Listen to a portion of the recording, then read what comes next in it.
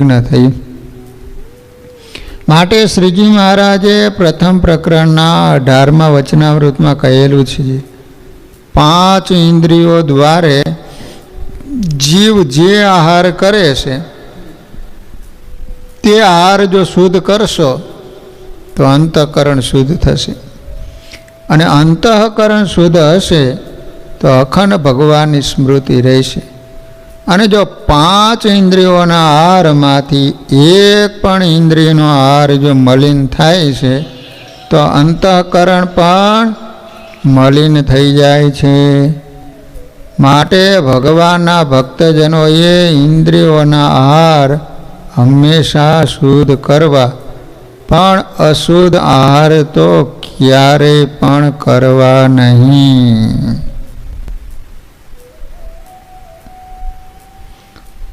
થોડું થોડું કપાય છે, હવે રેડી થઈ ગયા તો વાંધો. હવે કોઈને એવી શંકા થાય કે એ ભૂતને ખાસડાનો હાર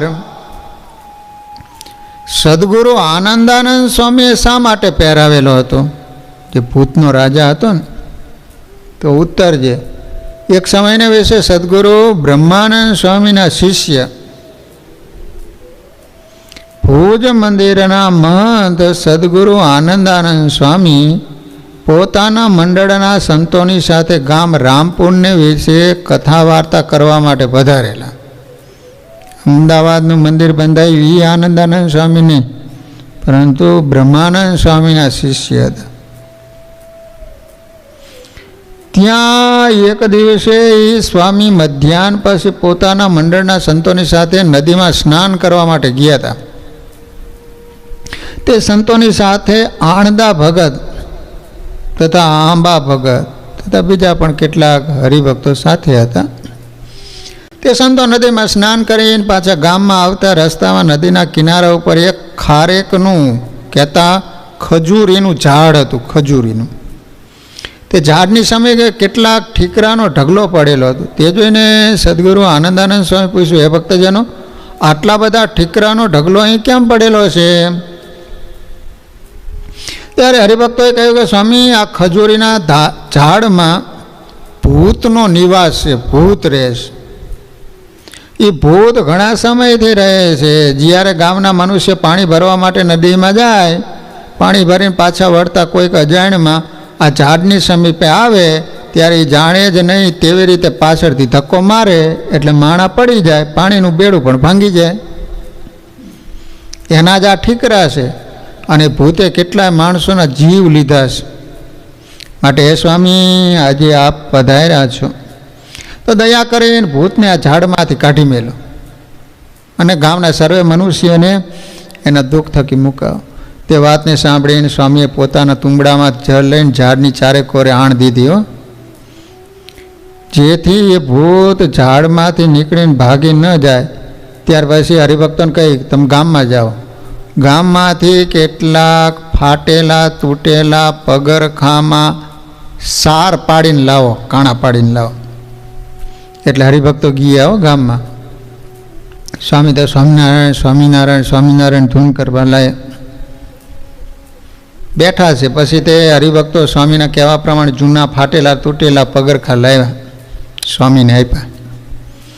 સ્વામીના કહેવા પ્રમાણે બીજા સંતો એક દોરીમાં પરોવીને એક સુંદર હાર બનાવ્યો. પછી હાર સ્વામીએ ઝાડમાં રહેલા ભૂતને પહેરાવી દીધો. પછી ભૂતને કહ્યું, ભૂત, આજ દિવસથી આરંભીને કોઈને પણ તારે અમે દુઃખ દેવું નહીં. આવી રીતનું સ્વામીનું વચન સાંભળીને ભૂત કહેવા લાગ્યો, સ્વામી, આપ દયા કરીને આ ખાસડાનો હાર મારા ગળામાંથી કાઢી નાખો અને હવે મને આ પાપરૂપ યોનિ થકી મુક્ત કરો. સ્વામી કહે કે ભૂત, હજુ 5 વર્ષ સુધી તારે આ ભૂતની યોનિમાં રહેવું પડશે. કારણ કે તે કેટલાય મનુષ્યોને દુઃખ દીધું, કેટલાયના જીવ લીધા છે. અને 5 વર્ષ પછી હું પોતે આવીને તને આ પાપરૂપ ભૂતની યોનિ થકી મુકાવીને બદ્રિકાશ્રમમાં મોકલીશ. આવી રીતે કહીને સ્વામી તો ત્યાંથી ચાલતા થયા. ત્યાર પછી 5-6 વર્ષ વીત્યા બાદ સદગુરુ આનંદાનંદ સ્વામી એ જ રામપુર ગામમાં પધારેલા હતા. નદીમાં સ્નાન કરી પાછા વળતા એ જે ખારેકના ઝાડ નીચે આવીને ઊભા રહે. અને ભૂતને ઊંચેથી શબ્દ કરીને બોલાયો એટલે ભૂત ઝાડમાંથી નીકળીને સ્વામીને આગળ આવીને બે હાથ જોડીને ઊભો રહ્યો અને ગળામાં ખાસડાનો હાર પહેરેલો હતો. પ્રાર્થના કરવા લાગ્યો કે સ્વામી, હવે આપ મારા ઉપર દયા કરીને મારો મોક્ષ કરો. અતિ દુઃખરૂપ ભૂતની યોનિ થકી છોડાવો. ત્યારે સ્વામીએ સ્વામિનારાયણ સ્વામિનારાયણ નામ લઈ પોતાના તુંબડામાંથી પાણી લઈને ભૂત ઉપર છાંટ્યું અને કહ્યું, ભૂત તું અહીંથી બદ્રિકાશ્રમમાં જા. અને એ જ વખતે ભૂત ત્યાંથી અદૃશ્ય થઈ ભૂત યોનિ થકી મુક્ત થઈ બદ્રિકાશ્રમ ધામમાં ગયો. આવી રીતે પોતાના હૃદયમાં શ્રીજી મહારાજને અખંડ ધારી રહેલા બ્રહ્મવેતા સંત સદગુરુ આનંદાનંદ સ્વામીએ મહાપાપી એવા પણ એ ભૂતનો ઉદ્ધાર કર્યો અને એને મોક્ષ ગતિએ પમાડ્યો. આવી રીતે સ્વામીએ એવા તો અનંત પાપીઓનો ઉદ્ધાર કરેલો, પરંતુ સર્વેનો તો લખતા પાર આવે નહીં. એવા જે બ્રહ્મવેતા સંત, એનો જો આપણે પણ દ્રઢ આશ્રય હોય તો આપણો પણ ઉદ્ધાર અવશ્ય થાય, એમાં લેશ માત્ર સંશય નથી.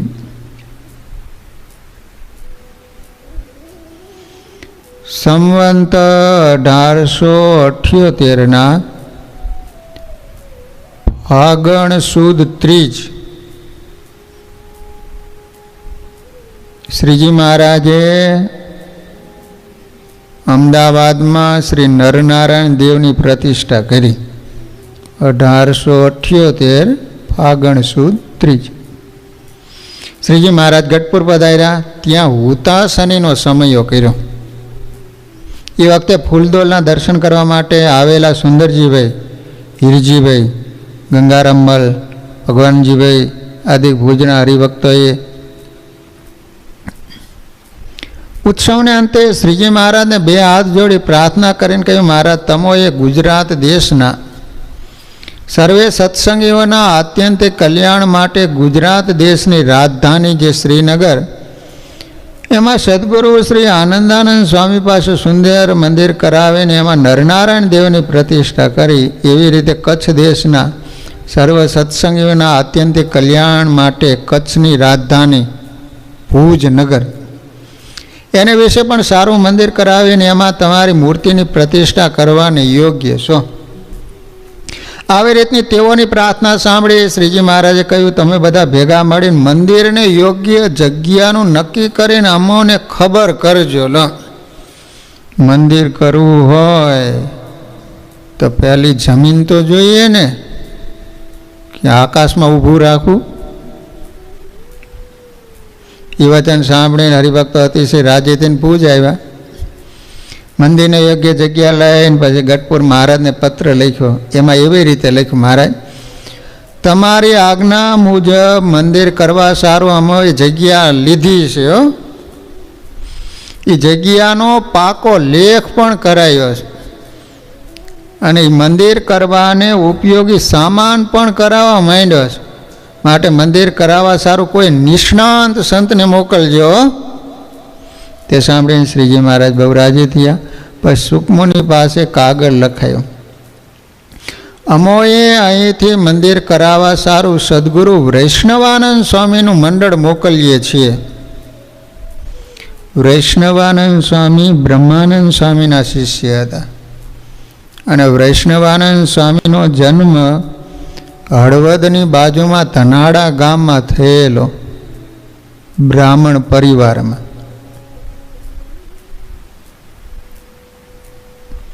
તો મહારાજે ભુજનું મંદિર કરવા માટે કોને મોકલ્યા? વૈષ્ણવાનંદ સ્વામીને.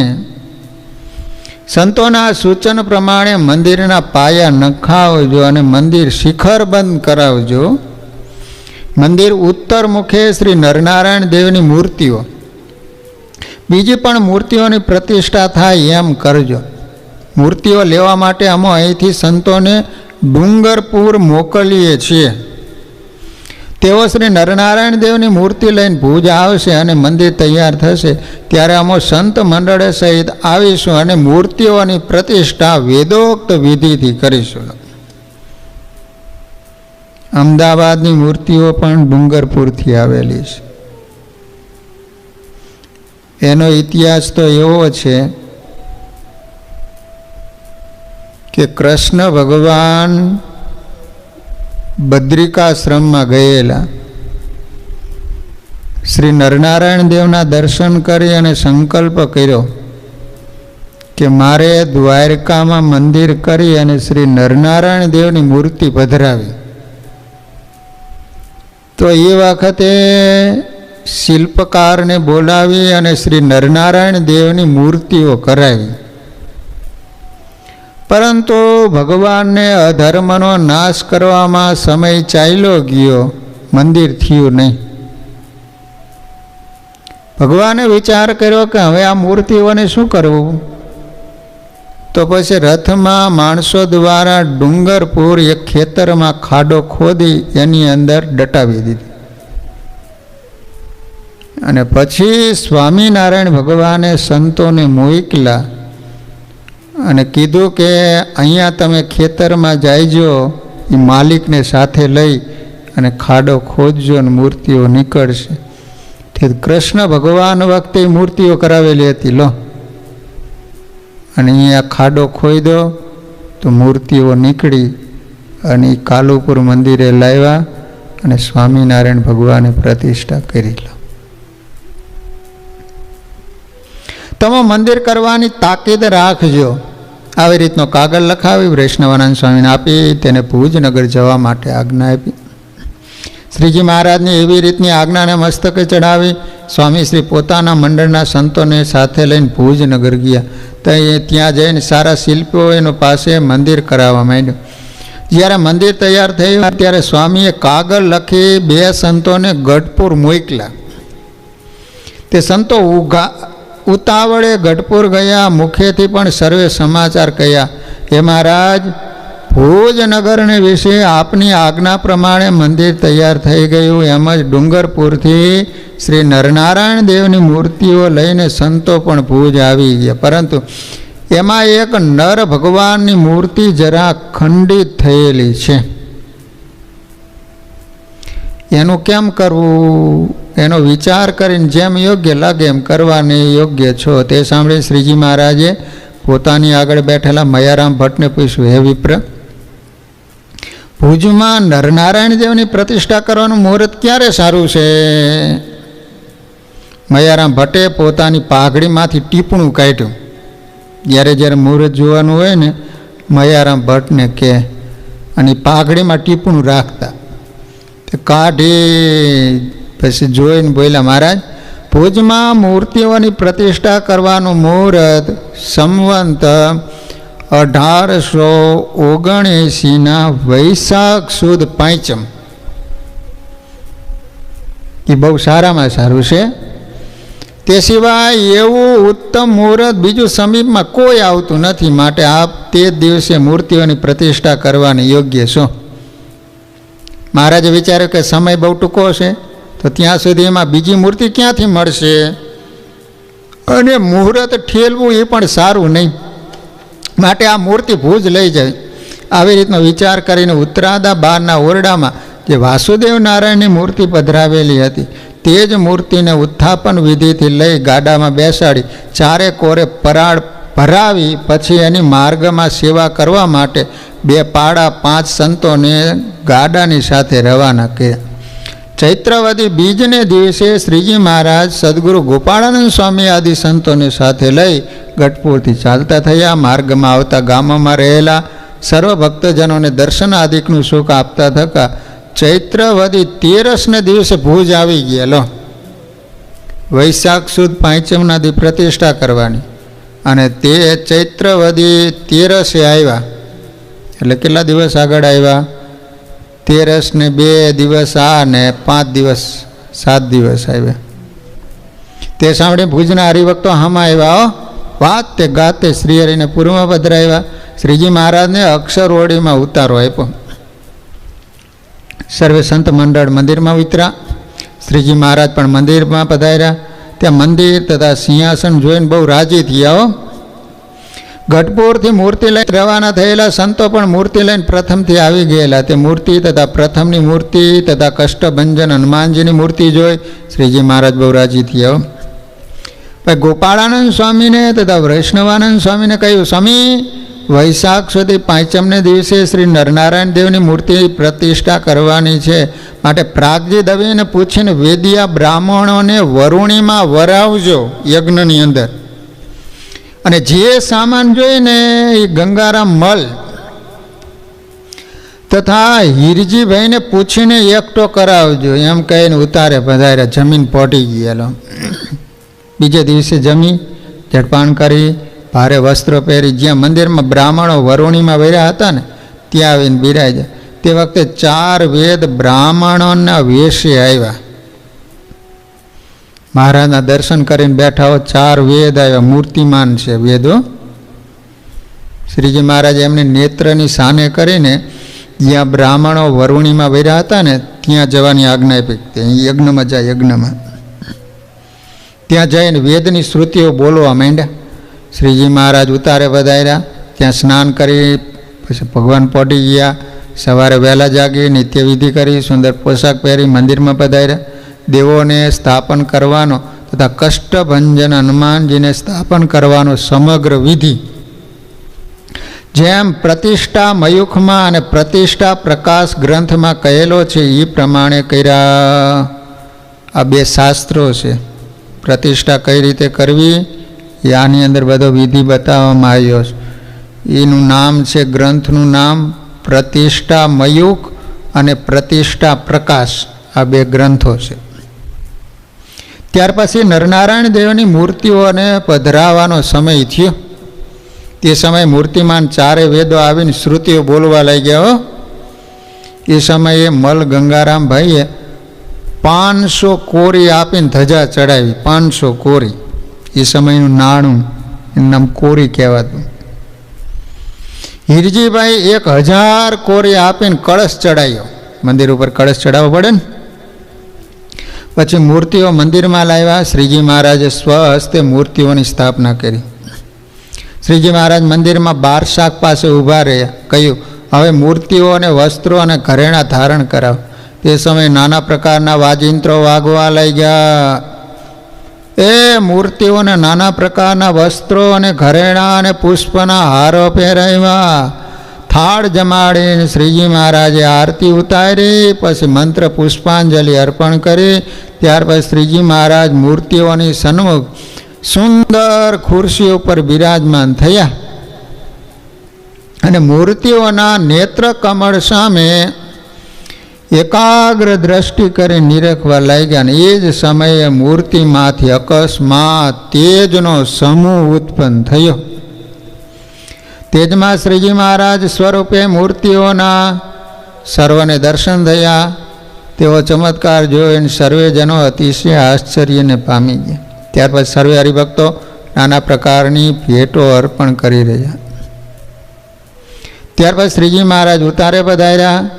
ત્યાં સ્નાન કરી પછી થાળ જમી ફરીવાર પાછા મંદિરમાં આવ્યા અને એમ બોલ્યા, બ્રાહ્મણોને સીધા આપો. સીધા. સીધા એટલે હું?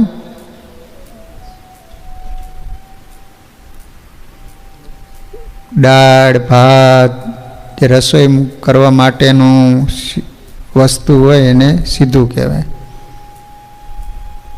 પછી સર્વે સત્સંગીઓને ઉતારે સીધા આપો. પછી સર્વે રસોઈનો સામાન આપવા માંડ્યા. તેમાં પાણીને ઠેકાણે ઘી વાપર્યું. સાકર ખાંડ પણ એમ જ વાપર્યા. પછી શ્રીજી મહારાજ સંતોની પંક્તિમાં પીરસવા પધાર્યા. ખેસની પલવટવાળી લાડુ પીરસવા, તાણ કરતા જાય, જમાડતા જાય. પછી જળ વડે હાથ ધોઈને ઉતારે પધાર્યા. થાળ જમી જળપાન કરીને પહોંચી ગયા. સવારમાં વહેલા જાગી નિત્યવિધિ કરીને થાળ જમીન મંદિરમાં પધાર્યા. ત્યાં સભા કરીને સર્વે સંતો હરિભક્તો આગળ વાત કરી. અહીં શ્રી નરનારાયણ દેવની જોડે અમારું સ્વરૂપ શ્રી હરિકૃષ્ણ મહારાજ પધરાવજો એવું સંતોને કીધું. કે હરિકૃષ્ણ મહારાજ છે એ પછીથી પધરાવેલા છે.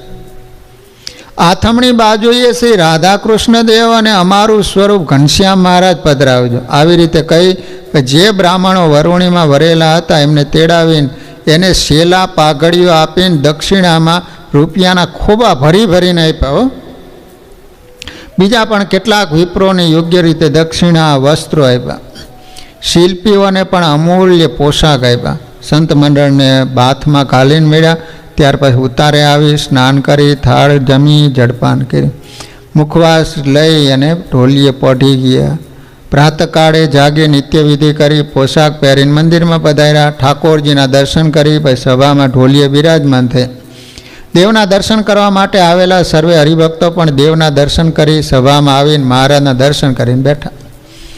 તેમજ સર્વે સંત મંડળ પણ આવીને બેઠા. પછી મહારાજ સભામાં બધા હરિભક્તોને કહેવા લાગ્યા, અહીં અમોએ પધરાવેલ જે શ્રી નરનારાયણ દેવ એના જે કોઈ ભાવે કરીને દર્શન કરશે એનું કલ્યાણ થાય છે. જે કોઈ દશોંશ વિશોંશ ભાગ અથવા ભેટ અર્પણ કરશે અને જે કોઈ થાળ ધરાવશે તથા ખેતર વાડી ઘર કે દ્રવ્ય આદિ કે કરીને શ્રી ઠાકોરજીના થાળ આદિકનું વર્ષાસન કરી આપશે એ મનુષ્ય ભગવાનના અક્ષરધામમાં જઈને અપાર દિવ્ય સુખને પામશે. જે મનુષ્ય ભગવાનના મંદિરમાં ઘીનો અથવા તેલનો દીવો કરશે તે મનુષ્ય દેહને અંતે સર્વે પાપનો ત્યાગ કરીને કરોડે કરોડ સૂર્યના સમાન પ્રકાશમાન જે વિમાન એમાં બેસીને ભગવાનના ધામમાં જાય છે. લો, મંદિરમાં જઈને ઘીનો અથવા તેલનો દીવો કરે તોય એમાં પણ જો કોઈ રીતે ઘી ન મળે તો તેલનો દીવો કરવો. ઘી હોય ત્યાં સુધી ઘીનો. જો તેલ પણ ન મળે તો દીવો થાય એટલું દ્રવ્ય ભગવાનના મંદિરમાં અર્પણ કરવું. એ નિમિત્તે પૈસા આપી દે. જો દ્રવ્ય પણ ન હોય તો દીવાનું પાત્ર આપે, કોળિયું આપવું. તોય પણ આપનારો એ જ ફળને અવશ્ય પામે એમાં સંશય નથી. વળી ભગવાનના મંદિરમાં લીપનાર, પહેલા સમયમાં ઓલી ગાયર આવતી લીપવાનું, તથા સાવરણી કાઢનાર મનુષ્યની 3 પેઢીનો ઉદ્ધાર થાય.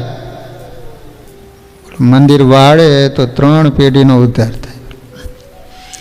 જે પુરુષ 15 દિવસે અગ્નિષ્ટોમ નામે યજ્ઞને કરે, વર્ષો વર્ષ અશ્વમેઘ નામના યજ્ઞને કરે, એના સમાન ફળ ભગવાનના મંદિરમાં વાળનાર, લીપનાર અને દીવો કરનાર એને થાય છે. લો, અશ્વમેઘ યજ્ઞ કરે એટલું ફળ થાય. મંદિરને વાળે, લીપે અથવા તો દીવો કરે. આવી રીતે શ્રીજી મહારાજે ઘણી વાર્તા કરી. તે સાંભળીને સર્વે ભક્તજનો અતિશય રાજી થઈ ગયા. ત્યારે શ્રીજી મહારાજે નરનારાયણ દેવની મૂર્તિ સામું જોઈને બોલ્યા, આ શ્રી નરનારાયણ દેવની મૂર્તિઓ પાષાણની છે, પરંતુ એની જમણી બાજુમાં મારી મૂર્તિ તે શ્રી રાધાકૃષ્ણ દેવની મૂર્તિ અને એની જોડે મારી મૂર્તિ, સર્વે મૂર્તિઓ ધાતુની કરીને પધરાવજો. છે ને અત્યારે રાધાકૃષ્ણ દેવ, હરિકૃષ્ણ મહારાજ એ ધાતુના છે અને આ પાષાણની મૂર્તિ છે. અને આજે મારા સ્વરૂપો છે તે હું પોતે જ છું એમ જાણીને મૂર્તિઓની સેવા પૂજા કરજો. આવી રીતે આજ્ઞા કરી. સદગુરુ ગોપાળાનંદ સ્વામીને આજ્ઞા કરી, સ્વામી તમો હમણાં અહીં જ રહીજો ભુજમાં. સર્વે હરિભક્તોને આ મંદિરની ભલામણ કરી. કષ્ટભંજન હનુમાનજીનું મંદિર તૈયાર થઈ જાય એટલે એમાં હનુમાનજીની મૂર્તિને પધરાવીને ધીરે ધીરે તમે આવજો એમ કહીને શ્રીજી મહારાજ પોતાના ઉતારે પધાર્યા. સ્નાન કરી જમી મુખવાસ લઈને સર્વે સાધુ, વર્ણી, ઘોડેસવારો, પાર્ષદો સર્વને જમાડી પછી પોતે ઘોડેસવાર થઈને ચાલતા થયા. લો, ભગવાન જ્યારે જ્યારે જમવા જાય ત્યારે સ્નાન કરી પીતાંબર પહેરી અને પછી જમતા હતા. લો, તે વડાવવા માટે પોતાની પાછળ આવેલા ભક્તજનોને પાછા વાળીને પોતે ચાલતા થયા. માર્ગમાં આવતા ગામોના ભક્તજનોને દર્શન આપતા આપતા ગઢપુર આવ્યા. ત્યાં પોતાનું નિવાસ સ્થાન જે અક્ષરવડી તેમાં આવીને ઢોલિયા ઉપર બિરાજમાન થયા. હવે કોઈની એવી શંકા થાય, શું જે વાસુદેવ નારાયણની મૂર્તિ ગઢપુરથી ભુજ લાવ્યા તે મૂર્તિ પ્રથમ દાદા ખાચરના દરબાર ઉત્તરાદા બારના ઓરડામાં શ્રીજી મહારાજે શા માટે પધરાવેલી હતી અને એ મૂર્તિ ક્યાંથી આવી હતી? તો એનું સમાધાન એવી રીતે છે, એક વખતે શ્રીજી મહારાજને વિશે જેને અતિશય પ્રેમ ભક્તિ છે અને શ્રી હરિના દર્શન વિના જેને એક પણ ક્ષણ 100 યુગના સમાન થઈ પડતો હતો એવા જીવબા લાડુબા અધિક બહેનો બે હાથ જોડી શ્રીજી મહારાજને પ્રાર્થના કરીને કહેવા લાગ્યા, મહારાજ તમે જ્યારે બીજા ભક્તજનોના પ્રેમને વશ થઈને અહીંથી બીજા ગામ પ્રત્યે જાઓ છો ત્યારે અમારાથી આપનો વિયોગ સહન થતો નથી. લો શું કીધું? મહારાજ જ્યારે બીજા ગામ જવા માટે તૈયાર થાય તો જીવબા લાડુબા મહારાજને કે મહારાજ અમારો નિયમ છે કે તમારા દર્શન કર્યા વિના અમે અન્ન જળ લેતા નથી. લો મહારાજ કે અમારે તો કેટલાય ભક્તો છે, એનો ભાવ સંકલ્પ પૂરો કરવા જવું પડે અમારે. તો યાભલ ખાચરનો પરિવાર કહે છે કે મહારાજ તો અમોને હારે લઈ જાઓ. મહારાજ કે તમે બધા હારે આવો તો એ રાજ કોણ કરે? તો કે મને રાજની કોઈ પણ ચિંતા નથી. લો પછી મહારાજ કહે છે કે નહીં હો. મહારાજ જ્યારે જવા તૈયાર થયા ને ત્યારે યાભલ ખાચર કહે છે કે મહારાજ તમારે જવું હોય ને તો લો આ દીવાસળી યાભલ ખાચરના પરિવારને આગ ચાંપી અને પછી તમે જાઓ. તો એ વખતે મહારાજે વિચાર કર્યો કે હવે શું કરવું? આ લોકોનો નિયમ છે કે દર્શન કર્યા વિના અમારે અણજડ લેવું નહીં. તો ત્યારે ભગવાને વિચાર કર્યો કે વળી અમોએ રાખેલ જે તમોને જમાડીને જમવું, તમોને જલપાન કરાવીને જળ પીવું, તમોને દૂધનું પાન કરાવીને દૂધ પીવું, એ આદિક નિયમો એનું પણ પાલન થતું નથી, નિયમનો ભંગ થાય. માટે હવેથી તમે દયા કરીને અહીંથી બીજે ક્યાંય પણ જશો નહીં, પરંતુ અહીં જ હંમેશા રહેવાને યોગ્ય છો. અને જો આપને અવશ્ય જવું જ હોય તો અમોને તમારી સાથે લઈ જવાને યોગ્ય. ત્યારે શ્રીજી મહારાજ બોલ્યા, અમો અહીં ને અહીં જ એક ઠેકાણે રહીએ તો બીજા ગામના કેટલાક પ્રેમી ભક્તોના મનોરથ પૂરા કેમ થાય? માટે જવું તો અવશ્ય પડે જ.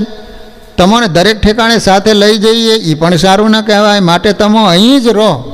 તમારે એવા નિયમો હોય તો અમે અહીં એક અમારી મૂર્તિ પધરાવી દઈએ, તો એ મૂર્તિના દર્શન કરી અને એને જમાડીને જમવું, એને દૂધ જળ આદિ પાઈને તમારે પીવું. હું બીજા ગામોમાં કે દેશમાં રહેલો હોઈશ તો પણ એ મૂર્તિને વિશે અખંડ રહીને તમોએ કરેલી સર્વે સેવાનો અંગીકાર કરીશ. ત્યારે સર્વે કહ્યું કે મહારાજ બહુ સારું, જેમ આપ કહીશો એમ અમે કરીશું. એટલામાં શ્રીજી મહારાજની ઈચ્છાથી એક ગાડાવાળો ગાડામાં એક સુંદર વાસુદેવ નારાયણની મૂર્તિને લઈને દરબારમાં લીમડા નીચે આવ્યો. ઊંચેથી બોલ્યો, એ જો તમારે મૂર્તિ જોઈતી હોય તો હું આ મૂર્તિ વેચવા માટે આવ્યો છું, તમારે લેવી છે? તો લ્યો હલો. શ્રીજી મહારાજ મૂર્તિ જોઈને કહે, આ મૂર્તિ બહુ સારી છે, આ મૂર્તિ અમારે લેવી છે. આનું મૂલ્ય શું લેશો? આની પ્રાઇઝ શું? આની કિંમત શું? તો કે આ મૂર્તિ અત્યારે તમે અહીં રાખો. અહીં ઘેલા નદીમાં તમોએ સંતોની સાથે અનંતવાર જળ ક્રીડા કરેલી, માટે અતિ તીર્થરૂપ એવી ઉન્મત્ત ગંગા, એમાં સ્નાન કરી લક્ષ્મીવાડી આદિ સ્થળે દર્શન કરી પછી આવીશ રૂપિયા લેવા માટે. ત્યારે આપણને મૂલ્યનું નક્કી કરીશું એમ કહીને મૂર્તિ મહારાજને હોંપીને ગાડું લઈને અહીંયાથી તો ઓલો નીકળી ગયો. પાછો આવ્યો જ નહીં. ઘણો સમય વ્યતીત થઈ ગયો. પછી દાદો ખાચર, લાધો ઠક્કર, જીવબા લાડુબા આદિ સૌ કહેવા લાગ્યા, મહારાજ ગાડાવાળો હજુ સુધી આવ્યો નહીં કેમ? આ મૂર્તિને અહીં મૂકીને પૈસા લીધા વિના ક્યાંય ગયો? મહારાજ બોલ્યા, એ હવે નહીં આવે,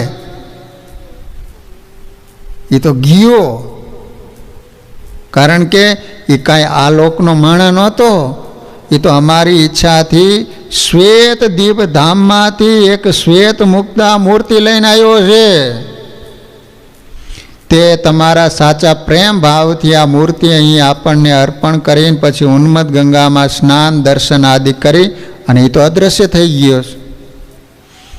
તેથી હવે એ અહીં આવશે જ નહીં એમ કહીને ત્યાર પછી શ્રીજી મહારાજે એ વાસુદેવ નારાયણની મૂર્તિને યોગ્ય દિવસે ઉત્તરાદા બારના ઓરડામાં પ્રતિષ્ઠા વિધિથી પધરાવી. ત્યારથી જીવબા લાડુબાદી સર્વે બાઈઓ મૂર્તિને જમાડતા, દૂધપાન કરાવતા, જળપાન કરાવતા, જે વસ્તુ અર્પણ કરતા ને એ વસ્તુને શ્રીજી મહારાજ મૂર્તિ દ્વારા એમાં રહીને પ્રત્યક્ષપણે અંગીકાર કરતા. તે જ મૂર્તિને શ્રીજી મહારાજે ભુજમાં લાવીને વચમાં પધરાવી અને જે મૂર્તિ જરા ખંડિત થઈ હતી અને પ્રસાદીની જાણીને જણસાળી ભક્તજનો લઈ ગયા તેને સુંદર મંદિર કરાવીને એમાં એ મૂર્તિને પધરાવી. એના સર્વને અદ્યાપી પણ દર્શન થાય છે.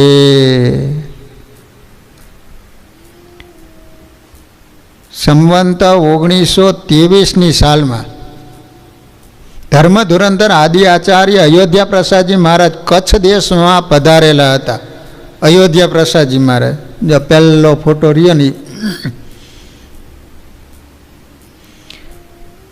ફાગણ સુધી બીજને દિવસે નરનારાયણ દેવની જમણી બાજુએ હરિકૃષ્ણ મહારાજની મૂર્તિની પ્રતિષ્ઠા કરી. ઓલી ક્યારે કરી પ્રતિષ્ઠા? નરનારાયણ દેવની વૈશાખ સુદ 5 અને હરિકૃષ્ણ મહારાજની મૂર્તિની પ્રતિષ્ઠા ફાગણ સુદ બીજ. અને એ જ વર્ષે ચોમાસામાં વરસાદ તાણી ગયો એટલે ખેંચાઈ ગયો, વરસાદ જ ન આવ્યો.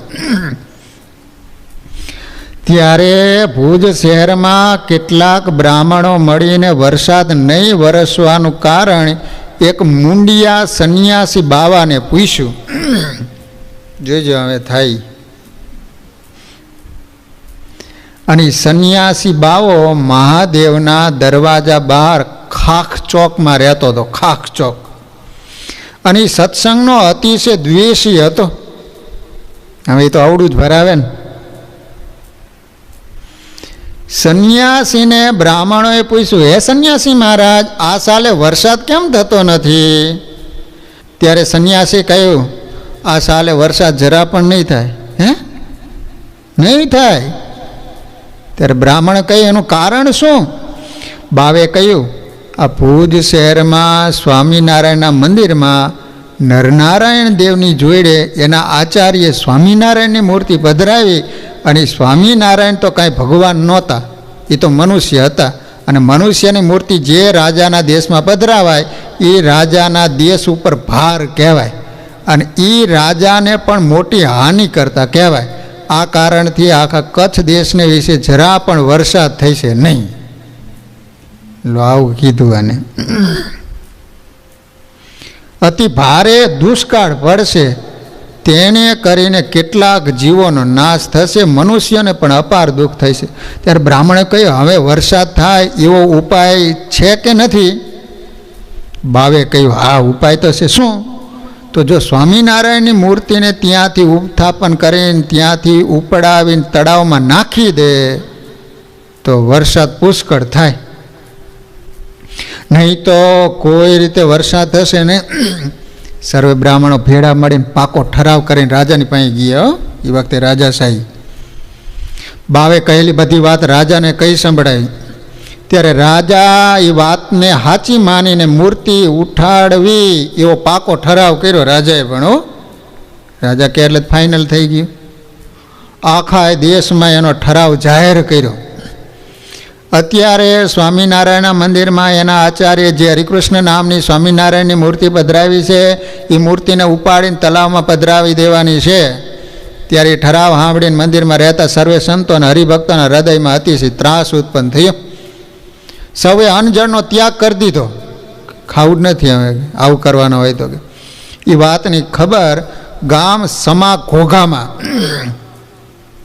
મહાસુરવીર ક્ષત્રિય હરભમજી દરબાર હતા. દરબારો એના માતૃશ્રીને ખબર પડી અને બાઈએ પોતાના પુત્ર હરભમજીને કહ્યું, પુત્ર જો તું મારો દીકરો હો ને તો અત્યારે ને અત્યારે ભુજ જા અને અહીંયા હરિકૃષ્ણ મહારાજની મૂર્તિની રક્ષા કર, અને જો મૂર્તિને રાજા તરફથી કાંઈ પણ વિઘ્ન થાય તો તું તારું મોં મને દેખાડીશ નહીં.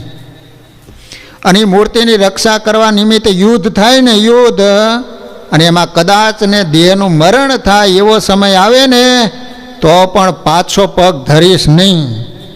લો અને માં કહેવાય. જનની જન તો ભક્ત જન જણજે, કા દાતા કા સૂર, નહીતર રહેજે વાંઝણી, મત ગુમાવીશ નૂર. હે માં, દીકરાને જન્મ આપ તો એવા દીકરાને જન્મ આપજે, કા દાનવીર હોય કા સુરવીર હોય, દેશની રક્ષા કરે, ધર્મની રક્ષા કરે. નહીતર તું વાંઝણી રહેજે, છોકરાને જન્મ જ ન આપતી, તારું નૂર ન બગાડતી. બોલો કેવી એની માં હોય છે, વિચાર કરો કે બા જા દીકરા, ભગવાનની મૂર્તિનું રક્ષણ થવું જોઈએ. છેલ્લી બાકી ખપી જાય છે પણ મૂર્તિને કાંઈ ન થવું જોઈએ. લો કદાચ તારો દેહ પડશે ને તો શ્રીજી મહારાજ તને તેડવા આવશે અને અક્ષરધામમાં લઈ જશે. માટે તું અત્યારે જા એમ કહીને પોતાના પુત્રને કંસાર કરીને જમાડ્યો. કંસાર એટલે વોટ ઇઝ ધીસ કંસાર? લાપસી કે ને, કેવો લાગે કંસાર, કેવો લાગે, સાસુનો પીર શેલ કેવો લાગે, ગયડો લાગે કંસાર ગયડો. પછી માનો પીરસેલો કડવો લાગે, સાસુનો પીરસેલો ગયડો લાગે. એવું આવું કે ગીત મેં સાંભળ્યું હતું તો યાદ આવી ગયું હતું. આવે છે ને આવું, નથી ખબર તમને? બિચારા બધા લગ્ન ગીતો જતા રહે છે. હવે તો ડીજેમાં ચડાવી જઈએ, ઢીસું ઢીસું વાગ્યા કરે, ના નાચ્યા કરે, કંઈ સાર બાર કશું જ ન હોય કાંઈ. ઓલા તો લગ્ન ગીતમાં બધો ભાવાર્થ હોય, દીકરીને બધી ભલામણ કરતા હોય. કંસાર કરીને જમાડ્યો, ભાલમાં કુમકુમનો ચાંદલો કર્યો, ભૂત જવા માટે રવાના કર્યો. કોને? હરભમજીને. ક્ષત્રિય દરબાર હતા હો. એટલે હરભમજી તો પોતાની તલવાર લઈને ભુજ આવ્યા, તલવાર લઈને ઠાકોરજીના મંડપની રૂપચોકી ઉપર આવી શ્રી હરિકૃષ્ણ મહારાજની મૂર્તિની રક્ષા કરવા માટે બેઠા. એવી પ્રતિજ્ઞા લીધી કે જો કોઈ પણ આ મૂર્તિને ઉપાડવા માટે આવશે અને મંદિરના દરવાજામાં પગ મૂકશે તો એના શરીરના તલવારે કરીને તલ જેવડા કટકા કરી નાખીશ. એવી દ્રઢ પ્રતિજ્ઞા લઈને બેઠેલા હતા. અને એ સમયે ભુજ મંદિરના મહંત સદગુરુ અચ્યુતદાસજી સ્વામી હતા, પ્રથમ મહંત. તે મહંત સ્વામીએ દરબારને કહ્યું, દરબાર તમે બહુ છેટેથી આવ્યા છો, થાકી પણ ગયા છો, માટે જમી લ્યો. દરબારે કહ્યું, સ્વામી મારે અત્યારે જમવું નથી, આ ઉપાધિ જ્યારે મટે ત્યારે હું જમીશ. અને એ સમયે રાત્રિના 11 વાગવાનો સમય થયો. અને સદગુરુ અચ્યુતદાસજી અતિશય ચિંતાતુર થઈ ઠાકોરજીના મંડપમાં શ્રી નરનારાયણ દેવની સન્મુખ બેસીને ધ્યાન કરતા હતા. જ્યારે 11:30 વાગવાનો સમય થયો ત્યારે શ્રી નરનારાયણ દેવના મંદિરના દરવાજા પોતાની મેળે ઉઘડી ગયા. મંદિરમાં પ્રકાશ થઈ રહ્યો. અને એ જ સમયે શ્રી નરનારાયણ દેવ બંને મૂર્તિઓ પોતાના સિંહાસનથી નીચે ઉતરી 2 હાથ જોડી શ્રી હરિકૃષ્ણ મહારાજને નમસ્કાર કરીને કહેવા લાગ્યા, મહારાજ જો આપની આજ્ઞા હોય ને તો અમો આ થયેલી ઉપાધિનું સમાધાન કરવા માટે જઈએ. ત્યારે શ્રી હરિકૃષ્ણ મહારાજે રાજી થઈને કહ્યું, બહુ સારું, જાઓ અને તમને જેમ યોગ્ય લાગે ને એમ કરો. આવી રીતનું શ્રી હરિકૃષ્ણ મહારાજનું વચન સાંભળી અને શ્રી નરનારાયણ દેવ તો મંદિરની બહાર મંડપમાં આવીને ઊભા રહ્યા. એ સમયે બંને મૂર્તિઓના દર્શન સદગુરુ અચ્યુતદાસજી સ્વામી થયા. સ્વામી તો વિચારમાં પડી ગયા કે આ બંને મૂર્તિઓ અહીંયા આવીને ઊભી છે, ક્યાં જશે, શું થશે? એવી રીતે વિચાર કરે એટલામાં તો શ્રી નરનારાયણ દેવ મંડપમાંથી બહાર ચોકમાં આવ્યા. એટલામાં તો નરનારાયણ દેવ મંદિરના બહાર ચોક હતો, અહીંયા આવ્યા. દરવાજો બંધ હતો અને તાળું વાસેલું હતું. તેને ચાવી વિના પોતાને હાથે ઉઘાડીને બહાર નીકળી ગયા. ચાલતા ચાલતા શાક માર્કેટની પાસે શિરોમણી રાયના મંદિરમાં ગયા અને મંદિરની રૂપ ચોકી ઉપર જે શિરોમણી રાયનો પૂજારી બ્રાહ્મણ હૂતો હતો, ત્યાં શિરોમણી રાયનું મંદિર છે ભુજમાં. તેને અતિશય પોતાની લાતોના પ્રહાર કરીને નીચે પાડી નાખ્યો નરનારાયણ દેવ અને કહ્યું, અરે મૂર્ખ, આ હરિકૃષ્ણ મહારાજની મૂર્તિને ઉઠાડવા રૂપ ઉપાધિ કરાવવામાં તું પણ સાથે છો. માટે હવે એ ઉપાધિનું રાજાની પાસે સવારમાં જઈને સમાધાન કરાવજે. અને જો તું એવી રીતે નહીં કરે તો આજે તો તને જીવતો છોડી દઈએ છીએ, પણ આવતીકાલે તુને જીવથી મારી નાખીશું. એવી રીતે પૂજારીને કહીને ત્યાર પછી શિરોમણી રાયની મંદિરની પાસે ગયા. દેવને પણ ભલામણ કરી, દેવ આ ઉપાધિ કરાવવામાં તમારો પૂજારી ભેળો છે, તેને તમે કહેતા કેમ નથી? કેમ કહેતા નથી કંઈ? માટે તમે યોગ્ય રીતે પૂજારીની શિક્ષા કરજો. આવી રીતે કહી નરનારાયણ દેવ તો ત્યાંથી અંતર્ધાન થઈને પાછા મંદિરમાં આવીને હરિકૃષ્ણ મહારાજને નમસ્કાર કરીને પોતાના સિંહાસન ઉપર પ્રથમની જેમ બિરાજમાન થઈ ગયા. ત્યાર પછી શિરોમણી રાયનો પૂજારી બ્રાહ્મણ તો અહીંયાથી મહા મહેનતે ઉઠો. રાતે એને નિદ્રા તો આવે જ સાની.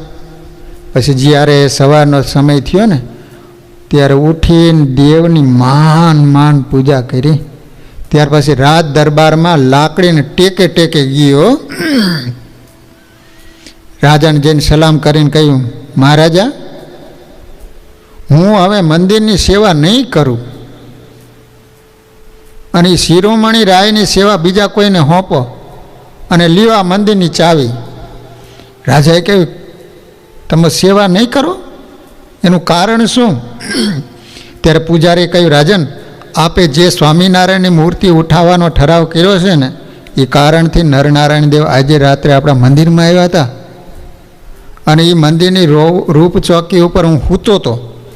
તે મને લાતોના પ્રહાર કરી નીચે પાડી નાખ્યો.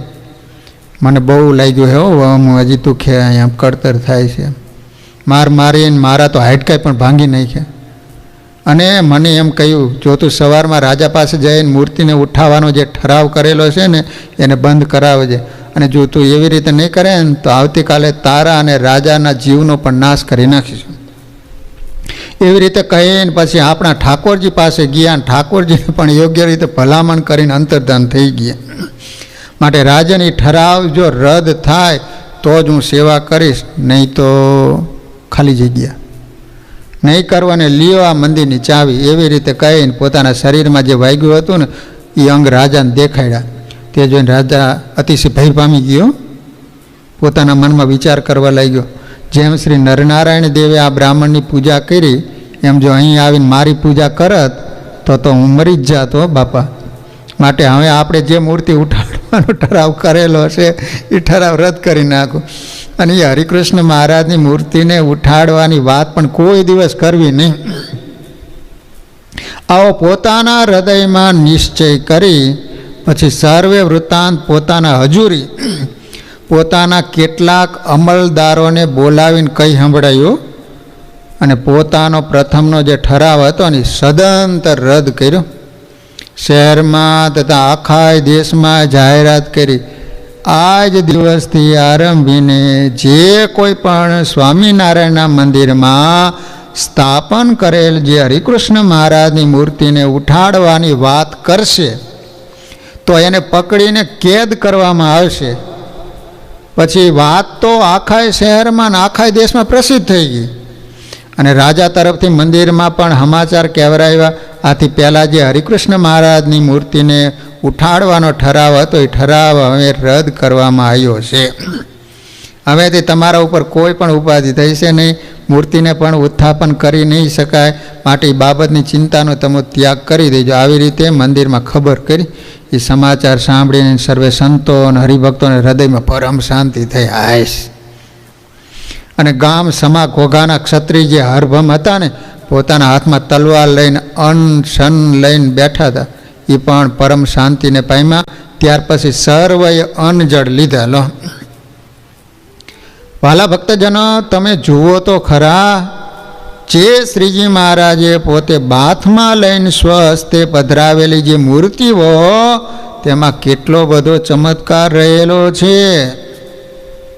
જે મૂર્તિઓમાં શ્રીજી મહારાજ પ્રત્યક્ષપણે નિવાસ કરીને રહેલા છે, એટલા માટે આવા ચમત્કારી જે શ્રી નરનારાયણ દેવ તથા શ્રી હરિકૃષ્ણ મહારાજ, એના વિશે પ્રત્યક્ષની ભાવના રાખીને જો એની સેવા કરીશું તો એ આપણી પણ અવશ્ય રક્ષા કરશે. એક સમયના વિશે ભગવાનના પરમ ભગત એક સત્સંગી સ્વામિનારાયણ ભગવાનના આશ્રિત હતા. રાજગોર બ્રાહ્મણ, જેઠા ભગત નામ હતું. જેઠા ભગત, રાજગોર બ્રાહ્મણ. ભગવાનની ઈચ્છાથી મહાદેવના નાકાના દરવાજા બહાર ખાખ ચોકમાં રહેલા મુડિયા બાવા પાસે ગયા. જે ઠરાવ કરેલો હતો. ત્યારે સંન્યાસીએ પૂછ્યું, તમે કોણ છો? તમારું નામ શું છે? કોના આશ્રિત છો? જેઠા ભગત કહે, હું તો રાજગોર બ્રાહ્મણ છું. બ્રાહ્મણ. અને મારું નામ જેઠો ભગત છે. હું સર્વોપરી સ્વામિનારાયણ ભગવાનનો આશ્રિત સત્સંગી છું. બાવે કહ્યું, ઓહો, તમે બ્રાહ્મણ થઈને સ્વામિનારાયણનો આશ્રિત થયા છો? અને એ સ્વામિનારાયણનો આશ્રિત કરવાથી શું તમારું કલ્યાણ થશે? નહીં થાય, નહીં થાય. કારણ કે સ્વામિનારાયણ કે ભગવાન નહોતા હો, એ તો મનુષ્ય હતા. એ તો ઇન્દ્રજાળ વિદ્યાને ભણેલા હતા, વળી જંત્ર મંત્રને જાણતા હતા. એથી સર્વજનોને ચમત્કાર દેખાડતા અને મનુષ્યને વશ કરી લેતા. માટે એનો આશ્રય કરવાથી જીવનું કલ્યાણ થાય નહીં. વળી એના સાધુ છે, એ પણ કળિયુગના સાધુ છે, માટે એના આશ્રયથી પણ જીવનું કલ્યાણ થાય નહીં. ત્યારે જેઠા ભગતે કહ્યું, મારે તો એક મોક્ષની ઈચ્છા છે, એટલા માટે મેં સ્વામિનારાયણનો આશ્રય કરેલો. અને આપ કહો છો કે એ સ્વામિનારાયણ એના સાધુના આશ્રયથી જીવનું કલ્યાણ થાય નહીં, તો આપ જેમ કહો એમ કરું. અને એ સિવાય બીજો કોઈ મોક્ષનો માર્ગ હોય તો આપ દેખાડો. સંન્યાસી કહ્યું, જેઠાભાઈ, જો તમને આત્યંતિક મોક્ષની ઈચ્છા હોય તો તમે મારા શિષ્ય થાવ. લો, અને મારી જે સેવા કરો તો તમારા મોક્ષમાં જરા પણ વાંધો નહીં. કારણ કે મારા શિષ્યનો મોક્ષ કરો એ તો મારા હાથમાં છે. બોલો, આ મોક્ષ લઈને ફરતો હતો.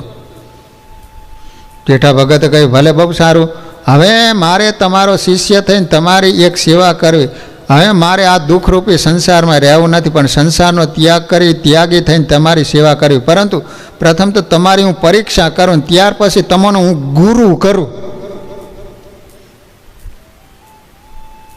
ગુરુ કરીએ તો જ્ઞાની કરીએ, સત અસતને જોઈ.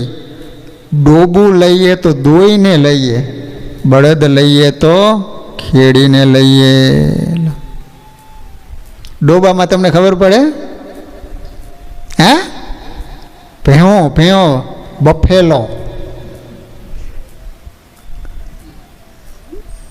તો એ લેવાની હોય ને તો પહેલાં દોવે કેટલુંક દૂધ કાઢે છે એમ. તો હું તમને પ્રશ્ન પૂછું, તમે એના શાસ્ત્ર પ્રમાણે ઉત્તર કરી આપો, ત્યાર પછી હું તમારો શિષ્ય છે. ત્યારે બાવે કહ્યું, ભલે ભલે ભલે, સારું સારું, તમારે જે પૂછવું એ પૂછો, સુખેથી પૂછો. જેઠા ભગતે કહ્યું, જો તમે મારા પ્રશ્નના ઉત્તર કરી આપો તો હું તમારો શિષ્ય અવશ્ય થાય. પરંતુ જો તમારાથી ઉત્તર ન થાય તો શું કરવું? બોલો. લો, ત્યારે બાવે કહ્યું, તમે જેમ કહેશો એમ હું કરીશ. ત્યારે જેઠા ભગતે કહ્યું, અમે કેવળ મોઢાની વાત પાકી કહેવાય નહીં હો, પણ એનો પાકો લેખ કરીએ તો જ બરાબર કહેવાય. મૂળ સ્વામિનારાયણ ખરા ને પાક્કા બહુ હોય, કાચું કામ નહીં સ્વામિનારાયણ. માટે આપણે પાકો લેખ કરીએ અને એમાં તમારા અનુયાયીઓની સહીઓ કરો. અને ત્યાર પછી હું તમને પ્રશ્ન પૂછું. કહેવત છે ને, વિનાશ કાળે વિપરીત બુદ્ધિ. લો, મંદોદરી રાવણને કેટલું સમજાયું. પણ એનો વિનાશકાળ નજીક આવ્યો હતો. પછી એને કાંઈ સમજાય નહીં. જ્યારે જીવની બુદ્ધિ વિપરીત થાય ને ત્યારે એને કાંઈ પણ સૂઝતું નથી. મરવાનો થયો હોય ને કોઈની વાત એને મનાય નહીં, સાચી વાત કહેતો હોય તો. બાકી અવળું ભરાવતા જ નહીં માનવાનું.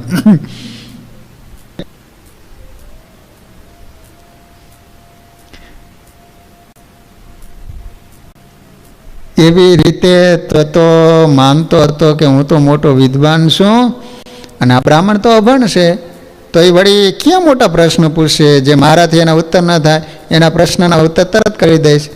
એટલે વગર પૈસે મને શિષ્ય મળશે એમ જાણીને એને કહ્યું, જો તમારા પ્રશ્નના ઉત્તર મારાથી થાય નહીં તો તમે જેમ કહો એમ કરવા તૈયાર.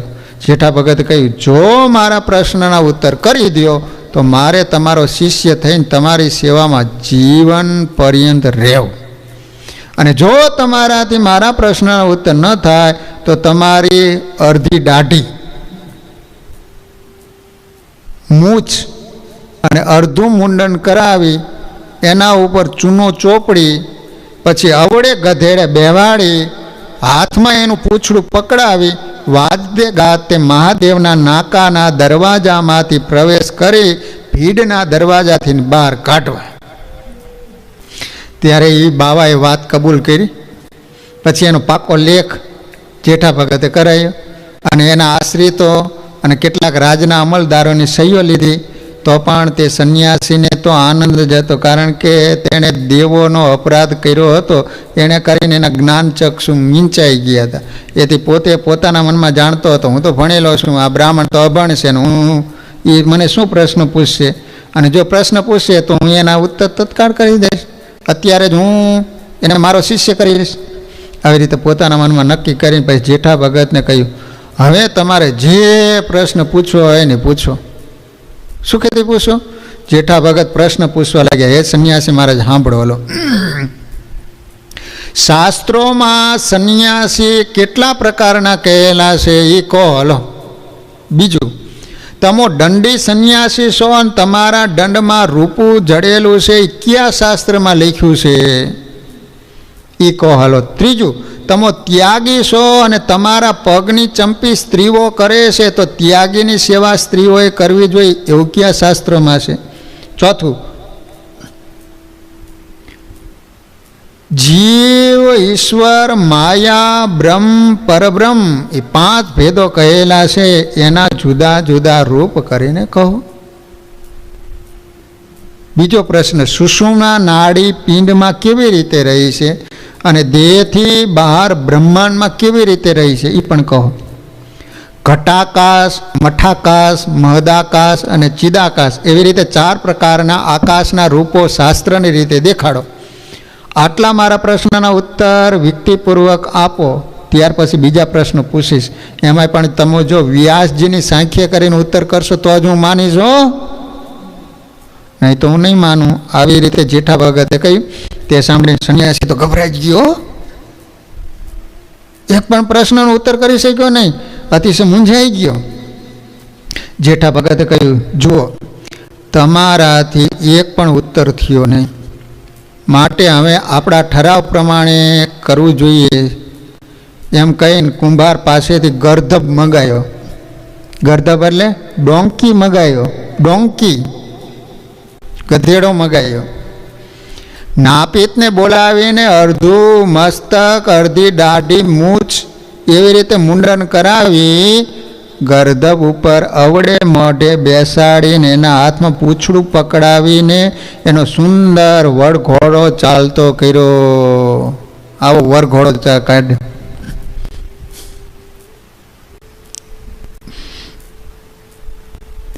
શહેરના બાળકો ધૂળ રૂપી ગુલાલ એના ઉપર ઉડાડતા હોય, ગુલાલ. એવી રીતે મહાદેવ વાળે દરવાજેથી શહેરમાં પ્રવેશ કરી ભીડને દરવાજેથી બહાર કાઢ્યો અને સંન્યાસી કાળે કરીને દેહમાં દીર્ઘ રોગને પામીને અપાર દુઃખને પામ્યો. અંતે યમપુરીનો અધિકારી થયો. લો, દેવનો અપરાધ કર્યો ને એને કારણે આવી દશા થયેલો. માટે કોઈ દી ભગવાનનો, દેવોનો, મંદિરનો અપરાધ ન કરવો. સારું લાગે તો બે હાથ જોડવા, નહીં તો દૂરથી નીકળી જાવ. પરંતુ આવું છે ને આવું છે ને તમારા મંદિરમાં તો કાંઈ નથી, દેવનો અપરાધ થાય ને તો તમને જમપુરી પણ હંગરે નહીં. આવી રીતે દેવના અપરાધે કરીને ભયંકર કષ્ટને પામ્યો. અને વળી સંન્યાસીના પક્ષમાં જે બ્રાહ્મણો હતા ને એ સર્વે બ્રાહ્મણો પણ નિર્વંશી થઈ ગયા, એક છોકરા જ ન થયા. બોલો. અને અપાર દુઃખને પામ્યા. આવી રીતે જેણે જેણે દેવોનો તથા સાચા સાધુનો અપરાધ કર્યો એ સર્વને અપાર દુઃખ થયું. સંત સંતાપે જાત હે રાજધર્મ અરુવંશ, તુલસી તીનો નવ રહે રાવણ કૌરવ ને કંસ. રાવણે વગર વાંકે સીતાજીનો દ્રોહ કર્યો, અપરાધ કર્યો. બોલો. રાવણ એનો પરિવાર કેવડો હતો ખબર હે? એમ કહેવાય છે કે રાવણને 5 લાખ છોકરા હતા. બોલો. આ ઠંડો પોર્શન જવા દો એવું નથી હો. મર્યો ને તે પાછળ એને પાણી પાનારું કોઈ નહોતું બચ્યું. વિચાર કરો શું પરિણામ આવ્યું કયો હાલો. 100 કૌરવો ભગવાનના ભગત 5 પાંડવોનો દ્રોહ કર્યો, 100માંથી 1 દીકરો ન બચ્યો. બોલો. ડોહો ડોહી 2 વૈધા આંધળા. બોલો. એની આંખ સામે છોકરા મરી ગયા, કપાઈ ગયા. બોલો. કંસ કેવો હતો હે? અસ્તિત્વ ન રહ્યું. અદ્યાપી પર્યંત કોઈ ગ્રસ્ત એના છોકરાનું નામ નથી પાડતું. છે કેનેડામાં કોઈનું નામ રાવણ? અગર રાવણ નામ પાડે તો સીધો ટપાલી ત્યાં જ પહોંચી જાય ને. ગામમાં બીજું કોઈ હોય જ નહીં, એક જ હોય. પણ અદ્યાપી પર્યંત કોઈના છોકરાનું નામ રાવણ, ભલે ઉપનામ કોઈને કહેતા હોય. તો માટે જેને પોતાના જીવનું આત્યંતિક કલ્યાણ પામવું હોય એને ભગવાન કે ભગવાનના ભક્ત સત્પુરુષનો અપરાધ ક્યારેય પણ કરવો નહીં. અને જે કોઈ પણ મનુષ્ય ભગવાન કે સત્પુરુષનો અપરાધ કરે છે તો એના જીવનું પણ ભૂંડું થઈ જાય છે. વચનામૃતમાં મહારાજ એમ કહે છે કે એના જીવનો નાશ થઈ જાય. લો, સંતોએ કીધું કે મારા જીવ તો અજર અમર છે, કોઈથી મરતો નથી, અને તમે એમ કહો છો કે ભગવાનના ભક્તનો દ્રોહ કરે તો જીવનો નાશ થઈ જાય. સ્વામિનારાયણ ભગવાન કે ડુંગર કે વૃક્ષોમાં જન્મ આપી દે ને 1000 વર્ષ સુધી એનું કલ્યાણ જ ન થાય. માટે કોઈ દાડે એનું કલ્યાણ થતું નથી. માટે વાલા ભક્તજનો, કોઈ દિવસ મન કર્મ વચને કરીને ભગવાનના સંતો, ભગવાનના ભક્તનો દ્રોહ ન થઈ જાય એનું ખાસ અનુસંધાન રાખવાનું. એવી વાણી નહીં બોલવાની કે આપણી વાણીને કારણે ભગવાનના ભગતનું દિલ દુભાય. એવું આપણું કામ ન હોવું જોઈએ કે એને કારણે ભગવાનના સાધુ દુભાય. તો વાલા ભક્તજનો, આવી રીતે સુંદર મજાના ભગવાનના ભક્તો આપણે ચરિત્રો શ્રવણ કરી રહ્યા. કથાનો સમય પૂરો. હરિસ્મરણ સાથે કથાને વિરામ. શ્રીપતિમ શ્રીધરમ સર્વદેવેશ્વરમ ભક્તિદ માધવમ કેશવમ કામદમ કારણમ સ્વામિનારાયણમ નીલકંઠમ ભજે સહજા. સ્વામિનારાયણ સ્વામિનારાયણ સ્વામિનારાયણ સ્વામિનારાયણ.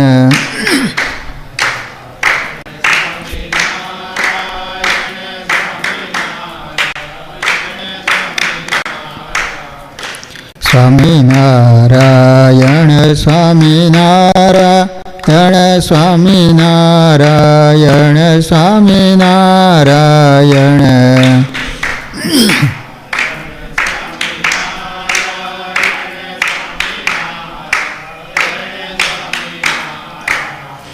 સ્વામિનારાયણ સ્વામિનારાયણ.